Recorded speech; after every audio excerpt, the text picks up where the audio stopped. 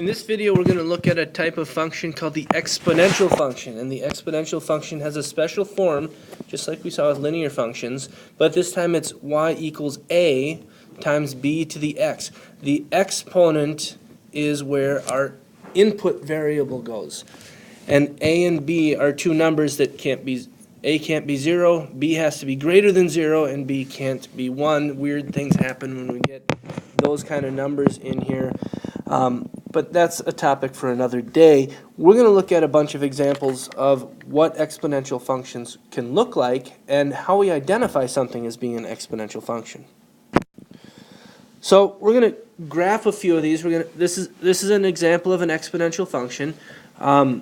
We have 1 times 2 to the x. Our a here, if we compare it to the previous slide, a is 1, and our b, the base of our power, is 2.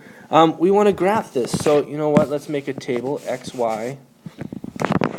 Let's go with x equals 0. So 1 times 2 to the 0, well 2 to the 0 is 1, so we have 0, 1 on this graph. Let's go with 2. 2 squared is 4, so 2, 4. How about 1? X is 1. 2 to the first, that's 2. 3. We have 2 cubed. 2 cubed is 8. So you see this is not a linear relationship, ladies and gentlemen. It's getting steeper and steeper and steeper as we go here. And what about if x is negative 1? Well, that's going to be 2 to the negative first power, which is 1/2. And negative 2, 2 to the negative second. So that's 1 over 2 squared, or 1/4. And what happens here is these numbers get smaller and smaller and smaller, and we're getting closer and closer and closer to the x-axis, but we never actually cross the x-axis. And that line that we get closer and closer and closer to is something called an asymptote. Don't be too concerned with that word yet, but it's a word that's there. It's a place that our graph gets really close to but never quite reaches. So next example, y equals negative 2 to the x. Well, this should make sense that let's read it a different way. Let's read it as opposite of 2 to the x. So if we make a table again, x, y, when x was 0, in the previous one, y was 1, but here we're going to take the opposite of it, negative 1. If you're not believing me, put this into a calculator. Negative 2 to the 0 power. You'll get negative 1. When x is 1, 2 to the first is 2. Make it opposite, it's going to be negative 2. 2 squared is 4. Opposite of that is negative 4. 2 cubed. 2 cubed is 8. Opposite of that is negative 8. So what we see here is we get a graph going this direction, going down, similar to that. You pretend for a minute that this curve actually goes through the points that I drew on there. I hope you can do a better job drawing than I can with my finger. But these graphs that belong to this family of exponential functions all look the same. They flatten out in one spot and shoot away from the x-axis really, really fast on the other end of the graph. Now I have y equals 1/2 to the x. Okay, so let's go a little slower. Let's make a table, x, y. So let's start with x equals 0. 1/2 to the 0 power, that's 1. X equals 1. So 1/2 to the first, that's 1/2. That's right there. X equals 2. Well, 1/2 squared is 1/4. We're smaller yet. 3. 1/2 to the third is 1/8. So you see we're getting closer and closer to 0 going that way. Let's look at negative numbers. How about negative 1? 1/2 to the negative first. That's going to turn it over and give us 2.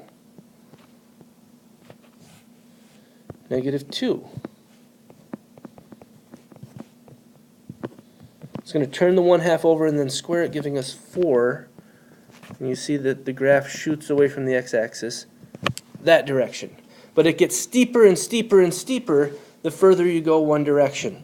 That's very different than a linear relationship that always has the same steepness no matter where we are. So my question now is, here's a table. Does this table represent an exponential function? With a line, we could tell if it was a linear function based on if the slope was the same between any two pairs. We looked at how we were changing between here and looked to see if it was the same. Well, here we're adding 1 every time. And on the other side, we're adding, I guess we're subtracting here. We're subtracting 2, then we're subtracting 6, then well, that is definitely not the same slope going. But there is something in common here, and the commonality is we're multiplying by 3. We're multiplying by 3. We're multiplying by 3. Remember, the idea of exponents is multiplying by the same thing repeatedly. That's what's happening here. As we go from one x value to the next, we are continually multiplying by 3. The next one we multiply by 3 again. So since we're multiplying by the same quantity over and over and over, yes, this is an exponential function because we're multiplying by that same quantity. Another way you'll see this presented is you might be given an equation. Is this an exponential function? Well, first off, is this a linear function? I hope you're saying, no, it's not, because it has x squared, and we don't know what to do with x squared. If it was just 3x, then yeah, it's linear. But it's got that exponent, so does that mean it's exponential? No, it doesn't, actually, because exponential functions are y equals a times b to the x, where the variable is in the exponent and the base is a number. So here, that x squared, that doesn't fit with this, so this is not exponential because the variable is in the base, not the exponent. And finally, we're going to create a graph, y equals 3 times 2 to the x. There's really nothing fancy about this. We're going to build ourselves a table of values. I don't care what kind of function or what kind of equation you're being asked to graph, just make a table. It's not terribly hard to do. I'm going to start with x equals 0. 3 times 2 to the 0, which is 3 times 1, which is 3. So that means we have 0, 3 on the graph. Right there. X equals 1. 3 times 2 to the first. That would be 3 times 2, also known as 6. So when x is 1, y is 6 right there. X equals 2. I'll switch colors again. 3 times 2 squared, that'd be 3 times 4, using our order of operations, which is 12. And that point would be somewhere up here. I'm not going to plot that because we're off the graph. Let's look at negative numbers. How about negative 1? 3 times 2 to the negative first.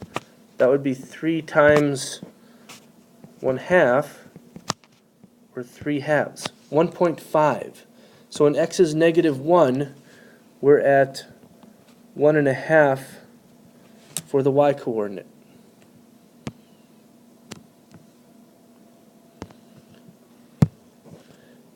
How about negative 2? 3 times 2 to the negative second. That'd be 3 times 1/4, which is 3/4. So when x is negative 2, our graph is at 3/4. And what's happening here is, again, this graph is flattening out as we get close to the x-axis, and then we're zooming up through these points and it's getting steep. The one thing I don't want to see you do is, as you go steep here, it shouldn't be curving back this way like the warped wall on American Ninja Warrior. This continues to get steeper and steeper, but it does continue going off to the right here just a little bit. So there we go. That's what we're doing with exponential functions, with graphing them. please remember that they're of the form a number, times b, a number, with the exponent being our variable, which is different than we're used to. But that's where I leave you. Have fun.